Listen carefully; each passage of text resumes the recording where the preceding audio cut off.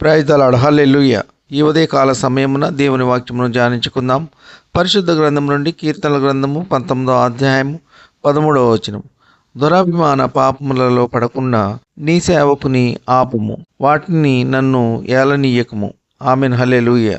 మరి నిజముగా ప్రియ సహోదర సహోదరి, అభిమానము అనేది ఉండవచ్చు, కానీ దురాభిమానము అనేది మనిషికి ఉండకూడదు. స్నేహితుని మీద అభిమానము చేత చెడు కార్యములు చేయుట మంచిది కాదు. సాటివారు స్నేహితులు ఏమనుకుంటారో అని వారు ఏదైనా చెడ్డ పని జరిగించుటకు ప్రేరేపించినప్పుడు వాళ్ళు ఏమనుకుంటారో అని ఆ చెడు క్రియ చేయడం అనేది దురాభిమానము. ఉదాహరణకు, స్నేహితుడు త్రాగుబోతు అయితే వాడు ఏమనుకుంటాడో అని అతనితో కలిసి త్రాగడం, ఇలాంటివి చేయకూడదు.